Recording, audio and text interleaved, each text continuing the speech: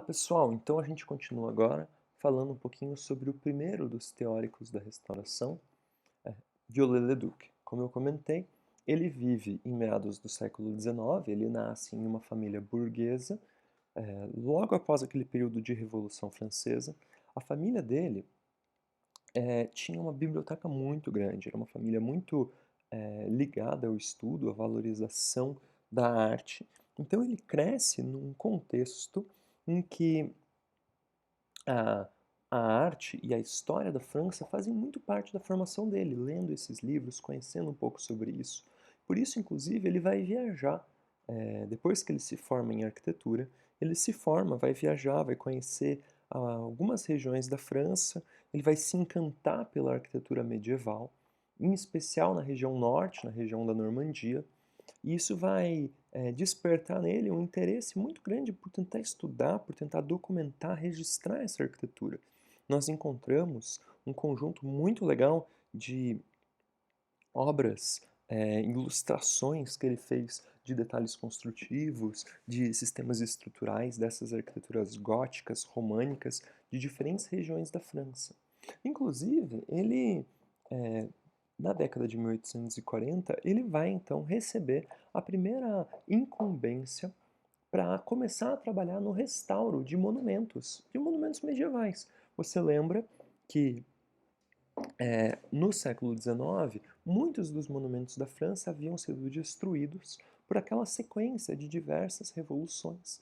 Claro, a Revolução Francesa é a mais famosa, mas a gente está falando de um período de instabilidade política muito sério, em que diversas vezes os monumentos, os palácios, as igrejas vão ser vandalizadas, e aí, ali em 1840, vai começar uma tentativa, então, de começar a se restaurar alguns desses monumentos. A primeira obra do Viollet-le-Duc vai ser o restauro da igreja de Vézelay, mas ele também vai fazer outras, como Sainte-Chapelle, talvez a mais famosa deles seja Notre-Dame, e também alguns castelos. Ao longo desse trabalho, ele vai começar a ser muito reconhecido, e a gente vai perceber que o Viollet-le-Duc ele se destaca nesse contexto, porque o trabalho de restauração dele está pautado por uma tentativa de criação de um método.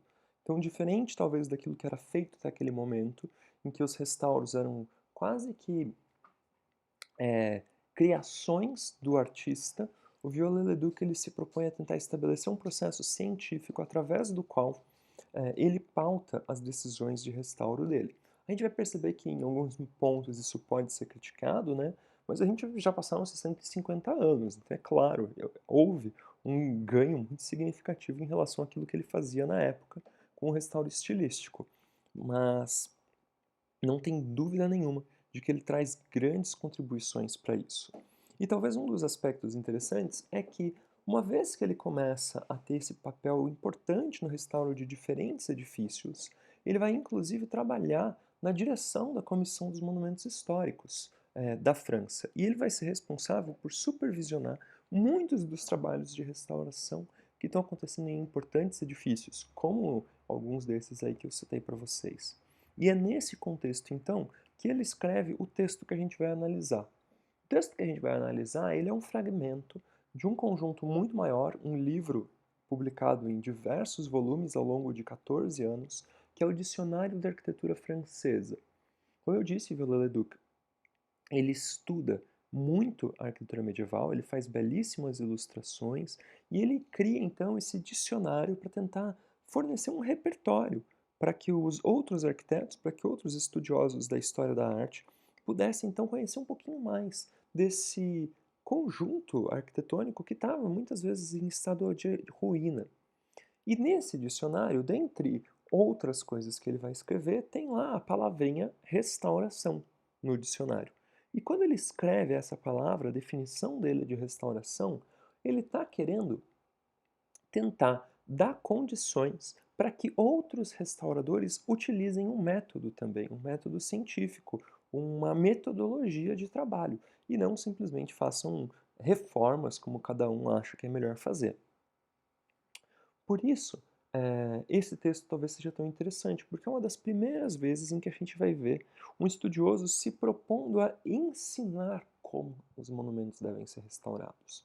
E aí a gente vai ver que o Viollet-le-Duc ele diz que restauração não é manter, reparar ou refazer um monumento. Para ele, restauração é reestabelecer esse monumento em um estado completo, que pode nunca ter existido em um dado momento. Olha só que interessante. Então, o que ele está buscando é essa integridade física que talvez nunca existiu. Por quê? E ele vai dizer, né, que a preservação, o objetivo da preservação, quando ele escreve essa definição, ele coloca outras coisas ali, ele vai dizer, é importante a gente fazer esse restauro, porque a gente precisa transmitir para o futuro as coisas do passado. E não só isso, mas também porque quando nós estudamos essa arquitetura do passado, nós podemos encontrar algumas soluções para os problemas do futuro. Então, o Viollet-le-Duc ele defende a intervenção, a restauração por esses dois motivos. E olha só que interessante, aqui a gente tem uma ilustração da Basílica de Saint-Sernin, onde a gente consegue perceber um pouquinho o que é esse objetivo então da restauração. Ele primeiro vai lá, ele estuda o edifício, e a gente vê aqui na primeira imagem o levantamento que ele faz da igreja, do estado que ela estava, e ele diz, olha, essa igreja está assim, mas o meu papel é restaurá-la para que ela chegue a um estado completo. Olha só, esse lado aqui ó, não foi terminado. Puxa, eles deveriam querer ter construído as torres, né? Mas eles nunca conseguiram. Talvez porque faltou recurso, talvez porque faltou tempo, não tinha técnica, mas hoje a gente consegue. Então hoje eu dou continuidade e eu complemento esse edifício, eu restauro, dentro do conceito dele de restauração, eu restauro esse edifício para que ele atinja esse estado completo, idealizado, que talvez ao longo da história nunca tinha existido, mas que agora, como restaurador, eu consigo possibilitar. Como a gente faz isso, né? O que ele entende, então, como o papel dessa restauração? Então, bem, a primeira coisa é que restauração é um conceito moderno. Restauração não é você chegar lá e fazer o que você acha que deve ser feito. É necessário um método teórico, é necessário a gente se embasar em práticas. Quando a gente vê aquela ilustração, né, que ele vai complementar a igreja, parece muito aleatório, mas na verdade o Viollet-le-Duc é justamente o pioneiro em estabelecer critérios, porque até ele, todo mundo que vinha intervir num edifício fazia o que achava que era importante. Mas ele define então a importância de um método, por quê? Porque a arquitetura medieval, a pré-existência, aquilo que já está lá, tem valor e deve ser restaurado. Lembra como eu disse, né? A formação dele tem é, muita influência dessa história da arquitetura francesa. E por isso ele vai dizer, olha, cada edifício deve ser restaurado no estilo que lhe pertence. Ou seja, você precisa estudar os diferentes estilos arquitetônicos, você precisa estudar os diferentes momentos da história da arte, as variações regionais. E você precisa estudar o edifício que você vai restaurar, para você saber exatamente como aquele edifício era construído, para que o teu restauro esteja baseado, para que a tua intervenção esteja baseada em documentos seguros, não no que você acha que tem que ser feito, mas naquilo que notas, levantamentos, aquilo que a arquitetura daquela época, aquilo que a arquitetura daquela região costumava fazer, para que a tua intervenção de fato seja bem pautada. E olha, quando a gente vai restaurar o edifício no estilo que lhe pertence, a gente também precisa levar em conta que muitos dos edifícios medievais foram construídos ao longo de séculos e os estilos mudaram. Então, ao restaurador cabe a responsabilidade de valorizar cada um dos diferentes períodos da história da arte. Não é apenas o estilo em que aquela obra foi terminada. Se ela começou românica e foi completada gótica, a base românica deve ser restaurada como românica e a parte mais alta gótica deve ser restaurada como gótica. Se for o caso de refazer, se eventualmente tem alguma parte do edifício que ruiu, que está incompleta, o arquiteto deve se imbuir, deve se vestir, deve colocar o estilo próprio daquele monumento. Ou seja, Se de repente tem uma parede ali do período românico que caiu, eu preciso reconstruí-la no estilo românico. Para isso, é fundamental que o restaurador conheça as formas e os estilos diferentes do edifício. Ele precisa entender como que era essa arquitetura românica para que ele possa complementá-la nesse estilo. É importante o levantamento, tanto o levantamento do sistema técnico construtivo, do sistema estrutural do edifício, como também uma compreensão do estilo artístico que estava sendo usado ali, para que o restauro seja feito dentro disso. E não apenas isso, mas também conseguir situar essa obra no tempo e no local em que ela foi executada. Ou seja, o arquiteto precisa se colocar no lugar do arquiteto original. O restaurador precisa se colocar, ele precisa pensar como o arquiteto original pensaria. É claro que isso vai gerar polêmicas, mas nesse momento é a proposta que ele está apresentando. E ele vai dizer assim, olha, não adianta simplesmente você ir lá e restaurar e complementar o edifício e refazê-lo no estilo da época se você não der uma destinação. Inclusive, muitas vezes é por isso que você vai precisar refazer. Tem um edifício que está em ruínas. Você precisa restaurá-lo para que ele possa ter uma destinação. Porque a destinação é a melhor maneira de um edifício ter o seu uso, ele ter a sua conservação, ele está sendo utilizado. Vamos ver um pouquinho da aplicação prática do trabalho do Viollet-le-Duc? Claro, essa ideia dele então de se vestir do arquiteto, de pensar como o arquiteto da época faria, vai ser muito criticada e a gente vai ver um pouquinho como isso acontece. Essa aqui é uma imagem da Notre-Dame de Paris, anterior à Revolução Francesa, e a gente percebe como ela está inserida, né, num contexto em que você tem outros edifícios anexos, uma capelinha lateral. Ela tinha ali uma torre lá atrás, mas era significativamente menor. Enfim, tem uma série de características dessa igreja que vão ser destruídas, que vão ser vandalizadas durante aquelas décadas de preservação. E em 1830, o Victor Hugo ele vai escrever aquele famoso livro O Corcunda de Notre Dame como uma tentativa de convocar a população de Paris para que ela se preserve, para que ela valorize a arquitetura da sua catedral, de tão destruída que Notre Dame estava. Quando o Victor Hugo escreve Corcunda de Notre Dame, a igreja estava correndo sério risco de ser demolida. Tamanho o estado de arruinamento em que ela se encontrava.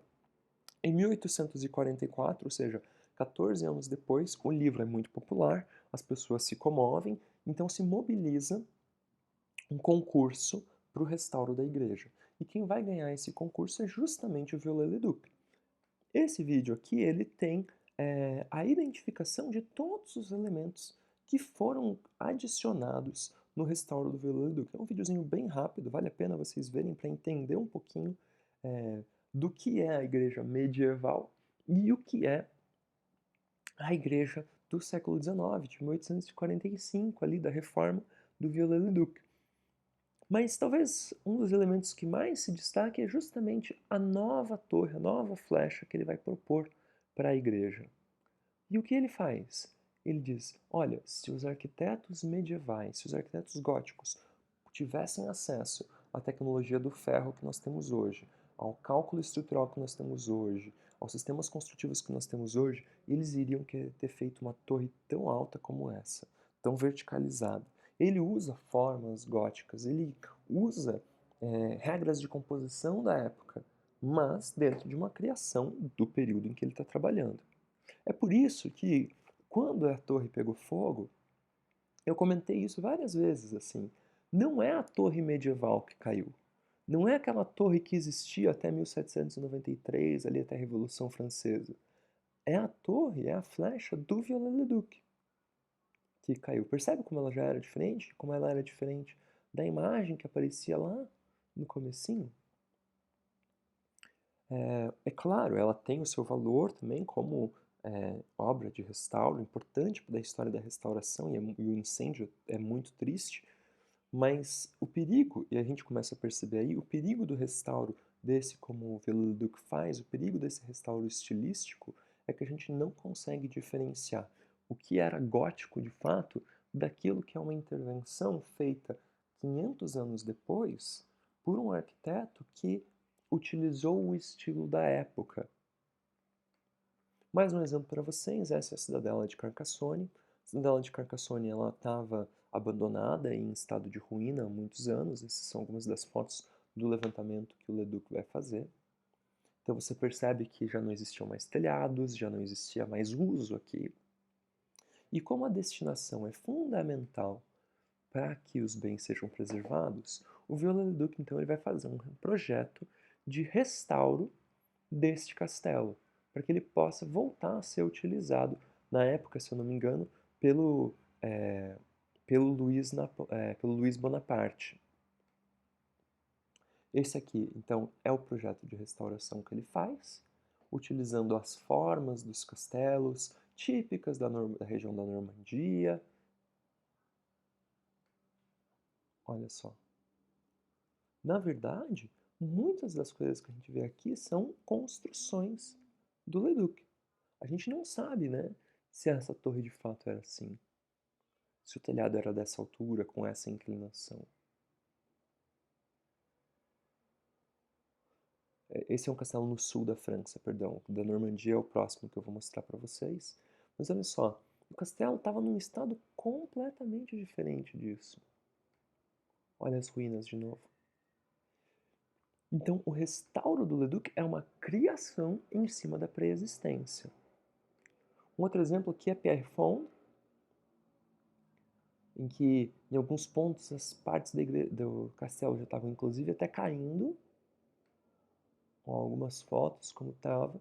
E aí, para possibilitar que isso tenha um uso, o Leduc vai lá então e complementa, constrói o edifício, restaura ele para um estado completo.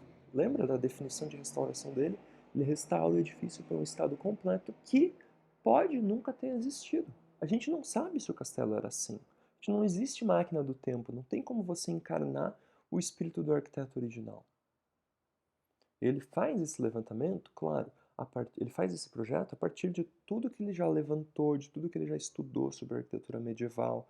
Então ele conhecia as formas, ele conhecia os sistemas construtivos da época. Não é uma criação aleatória, por assim dizer, mas continua sendo uma criação. A gente não consegue, ao olhar imagens como essa, saber se essa estátua era de fato gótica ou se ela é uma estátua que o Viollet-le-Duc decidiu colocar ali. E eu digo para vocês, é uma estátua que ele decidiu colocar. Hoje, uma imagem como essa do Castelo de Pierrefonds talvez seja uma das imagens mais difundidas que a gente vai ter de como eram os castelos medievais. A gente olha para isso e diz, um castelo medieval era assim, com essas torres, com esse telhado, com esses muros em zigue-zague, mas a verdade é que esse é um projeto de 1870, bem depois que a Idade Média já tinha acabado.